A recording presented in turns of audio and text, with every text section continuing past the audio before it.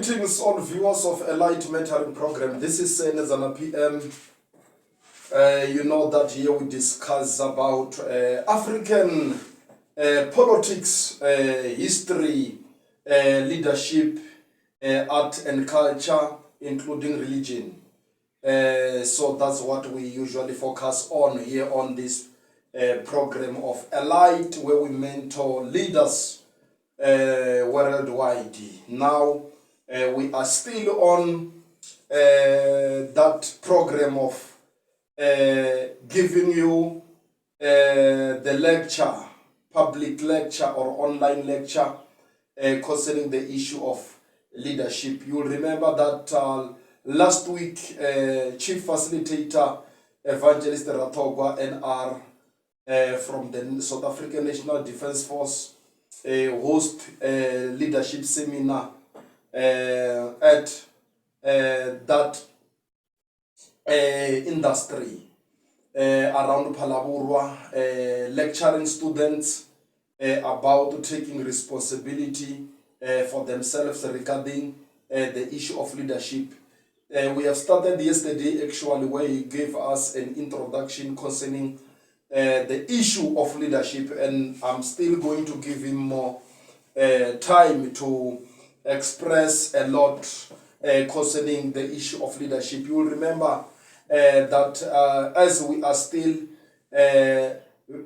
observing at this segment of leadership, we would like you also to write something there on the comment section if you have got something to share with us based on what we are giving it to you outside there. So as I am still there, our mandate at this program is to build future leaders, where we are looking at 10 things. Number one is about identification of potential leaders.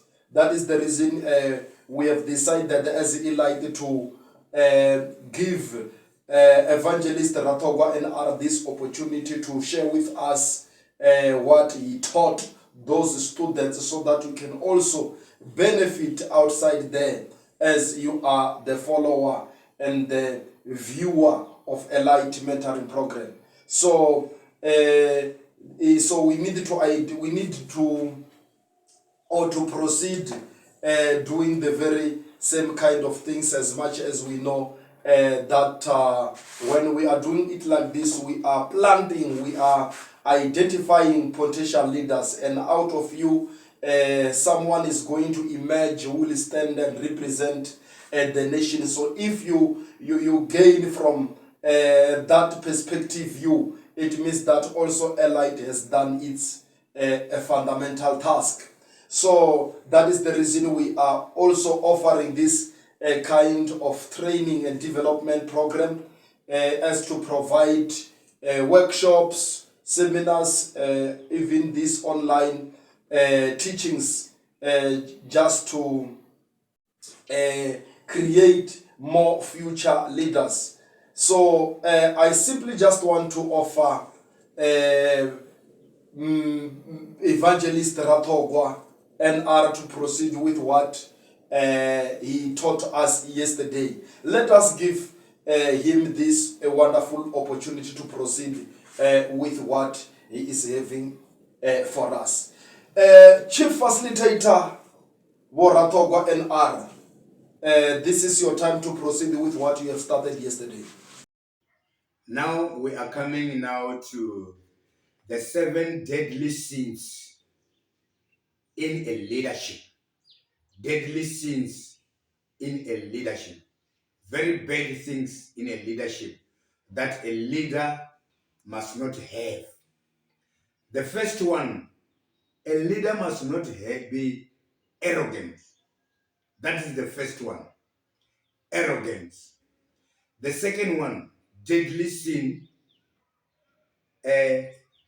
indecisiveness. Indecisiveness. A leader. Indecisiveness. The third one is disorganization. Those are the deadly sins. Disorganization. The fourth one is stubbornness. a leader must not be so stubborn to people as he lead the group. Stubbornness. The last one, it says negativity. Negativity, hmm? Or negativism. Hmm? Negativism. So you don't have to become a negative person. Eh? You don't have to become a negative person. Those are the 7 deadly sins in leadership. The first one is arrogance. Second one, indecisive, indecisiveness, disorganization, stubbornness, and negativism. So we don't want to see a leader like that. As now I'm going to conclude with my leadership lesson. You must take this one. As leaders, we are bound by accountability and responsibilities. We are bound by uh, accountability and responsibility. Right. In accountability, a leader cannot delegate. Accountable. You cannot delegate on things that you are you are accounted for. And then when you come to responsibility, you can delegate as a leader. Responsibility you can delegate as a leader. And then you must be a compassion for others as a leader. And you must have vision and strategy as a leader. So as I'm concluding now, as I'm saying now on my leadership lesson, I'm saying as a leader, as leaders, we are bound to accountability and responsibility. And you must know that on accountability, a leader cannot delegate. But on responsibility, a leader, you can delegate. So that is the lesson for me today. I'm ending up here. So the next lesson as we carry on, next time, we're going to be dealing with substance abuse. Next time on the next episode, we're going to be dealing with substance abuse. We're going to be discussing the causes of substance abuse. We're going to be discussing the effects of abuse and of substance abuse, and we have to get the assistance. And then, all in all, we're going to know what is substance abuse. That is my conclusion, whereby now, next episode, we're going to be carrying on with substance abuse. Have a lovely day. I thank you. May our good God richly bless you. As we carry on with our leadership lesson, we were busy doing now qualities considered to a leader or of a leader. Now we are going to deal with qualities required. Qualities required of a leader. There are some qualities that a leader must have. One, ability to make decision. That is one quality. One of the qualities. Ability to make decisions. The leader must be able to make decision, and once having made up his mind and decided upon his course of action, stick to that decision, which means he does not change. Whatever he make of on his decision, he does not have to change his decisions, regardless of popularity or of difficulties. Because others, let's say your subordinates or your people, they will have to prove you wrong. So you don't have to change your decision that you have made. It is essential that any decision be made timelessly. Timelessly. Yeah. All the decisions that you made, it must be timelessly. Right. Second qualities, Loyalty. A leader must be loyal to his superiors. A leader, as a leader, you must be a loyal to your superiors. His equal and his equal and to his followers. A leader must be loyal to his superiors, his equals, and to his followers. His equals is the people that are the same level of his leadership. He must be able to inspire loyalty all the time. And loyalty is not just agreeing with your superiors or the acceptance of the decision regardless of their being right or wrong. No, it is a blind support of your superiors or followers because they have the same ethnic or national origin. Loyalty is, however, the ability to back your followers if, in your opinion, they are correct in their action against opposition from your seniors and equals. It is also the ability to be able to support your equals and superiors when having to pass an orders or instruction to your juniors, to your people that you are working with. Loyalty infers supporting to your maximum ability a decision once it has been taken. That is the second one, loyalty. You must be loyal to your members that you are leading. The third one, example. You lead by example. Every time when we are leaders, we must lead by example. When we say it's 10 o'clock, which means I have to be there uh, 15 minutes before or 30 minutes before, so that when they come in, they must already find me as a leader. You must be example. When we go now on the Bible, we found on the First Timothy chapter 4, verse 12, the example. It says, "Do not let anyone look down on you because you are young, but set an example." First Timothy from verse 4 to 4 to 12, verse 12, chapter 4, verse 12. It says, "Do not let anyone look down on you because you are young, but set an example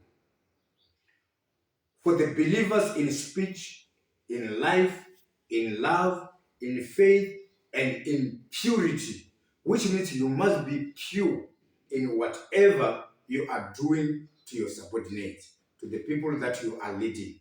So be example. He must be a good example. You must be a good example and role model to all members, and always be well tuned out. Punctual. You must be punctual, conscientious, and scrupulously fair to each and everyone. Another quality of a leader, you see, this is a subject that I like most when we come to this one. Respect. Respect. As a leader, you have to respect even your followers, because respect does not have age limit. When we come to respect, respect does not have age limit. So a leader must earn the respect of his subordinate. You see, you must earn the respect from your subordinate, from your followers, your peers and your superiors again. You have to respect even your superiors, and your superiors must be able to respect you again. To assist him in acquiring this, he must set an example by showing the correct respect. As a leader, you must show the correct respect to the superiors, regardless of whatever position a person might have. You see, he is required to show respect towards his followers. That is a leader. You must show respect by honoring their tradition and beliefs. You see, which means even their traditions, their beliefs, you have to respect them. You must honor them, while ensuring that discipline is not negatively affected. It works hand in hand with what? With discipline. So now let's go now to the Bible. If we have to go to the Bible. What does the Bible say with this respect? When we go to Philippians chapter 2, verse 3 to 5, it says, do nothing out of self-ambition. Do nothing out of self-ambition or vain conceit, but in humility consider others better than yourself. Each of you should look not only your own interest. Don't look on your own interest, but also to the interest of others. Your attitude should be the same of that of Jesus Christ. It's when we come to respect. You see now, do nothing out of selfish. You see, because there are other leaders that are so selfish that they don't want to share. But once you share, which means now you see, sharing is caring. So which means you are doing what we call a respect. Then I can add on that one on that one when we come to leadership. It says divine assignment, you see, divine assignment that requires wisdom. It's divine assignment that requires wisdom, integrity. The divine assignment that requires wisdom and integrity. And above all this, a heart that is aligned with God's will. What a word. Above all, we're talking of respect. Above all, divine assignment that requires a wisdom, integrity, and above all this, a heart that is aligned with God's will. We as children of God, when we come to respect, we know that this is what we must do. And whatever we do, it must show, and even that it must show to our followers that really this man, he got a respect. Then the last but not least, when we come to the trust. You have to trust yourself. Before you trust your followers, trust yourself.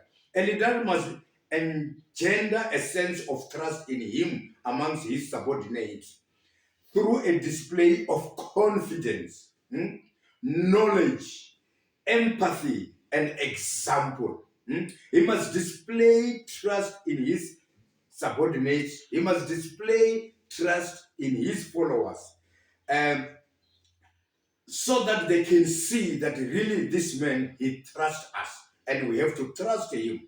He is required to show respect towards his subordinate. It's the same as that one of respect. So he must display trust in his subordinates by the manner in which he delegates tasks, so that you can be able to give them tasks. And then once you give them tasks, you don't have to ask them as whether must I stay there, because there are other leaders that when you give them tasks, you stay there and watch them as whether they are doing the right thing. No, as a leader, give them tasks, and then from there you can do whatever you do, your administration. Then later on you can come and say, okay, how far are you guys? You see, so he delegates tasks and he is prepared to listen to their advice.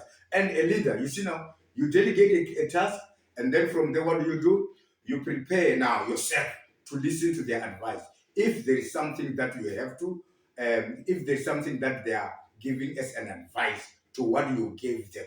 So as a leader, you must be able to trust yourself and trust your followers and listen to their advices if there is any advice given out to you as a leader. Thank you very much. Let us simply just go for a short break. You will be back once more to give us these nuggets of leadership after a short break. Stay watching. This is Elite Mentoring Program. Elite Mentoring Program offer you the best leadership material such as an audiobook and ebook written by Nedzana PM, such as dealing with the fundamental crisis of leadership in the organization, building a leader who can stand and survive at all seasons. 5 operation levels of leadership in the organization is also an ebook and audiobook, leadership guide For more information, you can contact Sir Nedzana PM, even to WhatsApp him on 071 134 8004. Leadership is less than talking, but more of doing. Leadership is life. As we carry on now with the qualities required for a leader, now we are carrying on with another point, the point which says confidence, assurance. A leader must have confidence in himself, which means a leader must have a confidence. You must have a confidence with yourself and his own ability. He must be able to inspire confidence in himself, in the minds of his followers, and he must be able to develop within them and a confidence in their own ability. That is confidence, assurance.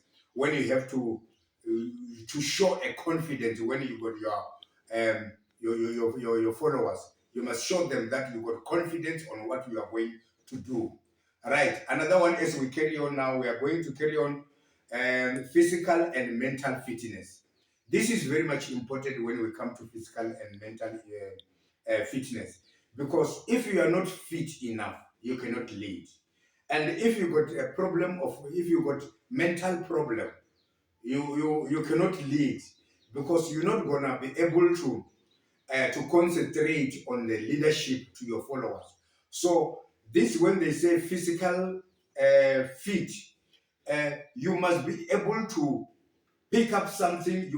Your body must be fit, and then your mental. If in fact here on your head, when you start now thinking, which means when they say your mental fitness, which means you must be able to think properly, that there is nothing that is disturbing you. Maybe you got a problem on the brain. You see something like maybe you sometimes you feel like you are dizzy. You see, and there is something like maybe if you want to give decisions, then you don't know what is happening in yourself. So that is mental, because now it affects your brain. Mental, it affects your brain. So you must be physical and mental fit, so that when you do whatever or whatever you say as a leader, it must be accuracy. It says the leader should maintain a standard of a physical fitness essential to his specific level. For example, if the group will need to be far more physically fit than maybe two people or three people, wherever they are. So, in order to keep up with his followers, with the leader, the followers, they must even be fit. That's why I said you must be example. So, how are you going to teach your followers fitness, whereas you are not fit? How are you going to teach your followers whatever you want to do with your body, whereas your body is not fit? So that is what they call physical and mental fitness. So your followers must follow you on all whatever you are doing as a leader, because when we say as a leader, we lead by example each and every time. We lead by example as leaders. So another one, as we carry on now here, is energy. Energy is ability to do work. Energy is ability to do work, because when you want to do something, you must have energy. When you want to pick up something, you must have energy. When you want to talk in front of people, you must have energy, ability to do work, to do something that is not gonna spoil you. So let's see what does it says when we come to energy. The leader must have the energy to become the mainspring of his command. You must have that energy to become the mainspring of your command. When you give command, you must have that energy. So another one, as we carry on now with these qualities, it says enthusiasm. Enthusiasm. What a wonderful word. He must have his heart in his job. Eh? He must have his heart in his job and be cheerful and enthusiastic even when conditions are difficult and the task are unpleasant. You see, you must have heart. You must be strong enough. And you must be able to do things. Then, as we carry on now, again, we come to the initiative. Initiative, he must be able to make quick decisions and be able to appreciate rapidly the best thing to do, even if it is unorthodox. This is closely allied to the quality of flexibility. Initiative. Use your initiative beside any other things if you beside asking other people. But if you see that really this I cannot wait for my superiors, I can do myself as a leader, then you can utilize your initiative. That is good. You see, a good leader uses his initiative. As we carry on now, we are coming now to quality that are required to a leader. Number 4, a human element. The leader must know and understand his people and treat them as human beings. Because other leaders, they don't treat their followers like human beings. They harass them, they punish them, they kick them. That is not how leadership is. So you must have that human element, that you must feel for someone. That's why it says the leader must know and understand his people, and he must treat them as human beings. He must be aware of and respect their cultural diversity. He must not discriminate his people. A leader does not discriminate his people. Now let's come to number 5. Calmness in crisis. That is number 5. Calmness in crisis. Although the leader himself is subject to fear, to, uh, to fear and fatigue, he must maintain the appearance of complete calm and remain unruffled throughout any crisis. Only by this means can he gain the complete confidence. You must regain the confidence from his followers and make them look to him for leadership at all times. They must have confidence. When they look at you as a leader, they must have confidence on you. They must be able to trust you. They must be able to say, this is our leader. The other one, it says sense of justice. The leader must be scrupulously honest and fair.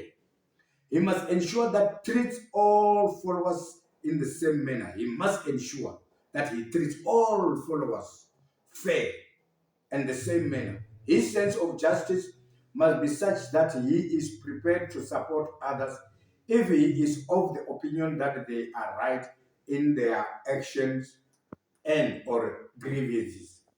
This quality has very close ties with the quality of loyalty. That is sense of justice. When we come to another one, we come to pride in command. Because others, they've got a lot of pride when they are put on the leadership position. So as a leader, you don't have to be proud. So let's see. A leader must want to have the position of a leader and must be proud of the role that he plays always. He must be proud of the role that you always play to your subordinates, to your followers. Another one, it says, sense of duties. As I said, a leader must accept that his hours of work are not those of subordinates. Remember, you come early as a leader, and then you go late as a leader. In church, as a leader, you must come early. And every time when the church is out, then you must just remain behind to make sure that everything is completed or is closed. And a leader must accept that his hours of work are not those of subordinates. In other words, he does not only work office hours. He is on duty and must be available 24 hours every day. 24 hours Every day you must avail yourself so that when people or your subordinates need help, when they call you, you are available. This is an obligation that he must realize is at an integral part of being a leader. Hmm? This is an obligation that he must realize is an integral part of being a leader. Then when we come to another one, it says acceptance of responsibility. The leader must bear responsibility at all times. He must accept responsibility for any actions carried out by him personally or those actions carried out by his subordinates as a result of instruction given by him as a leader.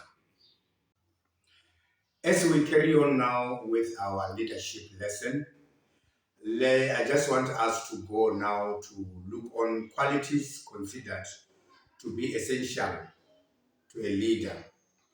Qualities considered to be essential to a leader. Let's look now to the qualities. There are a number of qualities which can be regarded as essential that must be acquired by any person aspiring to be a leader. Leadership is a very personal subject, and a further definition of leadership could be the projection of one's personality. It is therefore essential that a leader continues to develop his personality throughout his career. Those qualities considered to be essential to a leader are given below. They are not in order of priority. What are those qualities that are essential to a leader? Number one. Number one is courage. A leader must have courage. A leader must even encourage his people. A leader must give more of courage to his people, that his people must be motivated. Number two, judgment. When he comes to judgment, when he's come to judge his subordinates, if his subordinate, maybe one of his subordinate made mistake or has done wrong, when he judge, he must first evaluate what type of judgment is he going to give to certain person. The judgment, that is the second one. Now, let's go to the third one, willpower. A leader needs the willpower, that is determination. He must be determined, determination to cause any dissenting function to accept his decision. Now, as we are going now forward, we are going now to the fourth one, the flexibility. Flexibility is where now it's what I like mostly. That when you lead people, you must be flexible. Even it is raining, it's not raining, it is hot, it is not hot, but you must be flexible. If a person is doing this and that, which means whatever come, maybe you have got this mission to accomplish with your group, but now the mission must have to change. You must be flexible. You must be able to be flexible. You must have flexibility in you. A leader must have a flexibility of mind. He must be able to adapt and cope in all situations that we are coming across. We are going now to the number 5 one. The number 5, as we carry on, knowledge, subject knowledge. A leader must know and understand his craft. He must always be one step ahead of his followers. You must always be one step ahead of your fellow followers as a leader. And and of the opposition, he can never stop learning as a leader. His knowledge must increase and improve with every level that he rises in a hierarchy. As a leader progresses up by hierarchy, it is impossible for him to have the skills and abilities to every person under the command, under his supervision. But he must know how each task is done, what is essential, the condition needed to complete it properly, and how long it will take. That is knowledge, which means when you present something, you must have a knowledge subject knowledge. Now we are going now to the sixth one, integrity, the one that I like mostly. Integrity means being honest with oneself, with one's superiors and with one's juniors. It involves moral as well as practical honesty and behavior. Integrity. Integrity means being honest with yourself. Integrity with one's superiors and one's juniors. It involves moral as well as practical honesty and behavior. Integrity matches other qualities not listed here, those of trust and respect. If we can just go on the biblical, I will just go this one you must read yourself. 2 Samuel chapter 2 verse 5 to 6. It says, "The Lord bless you for showing this kindness to Saul your master by bearing him. May the Lord show you kindness of faithfulness, and I too will show you the favor because you have done this." So which means integrity, it goes hand in hand with kindness, as we say. As we're going to just carry on now, that no, integrity means the being honest with oneself, with one's superiors, and with one's juniors. It involves moral as well as practical honesty and behavior.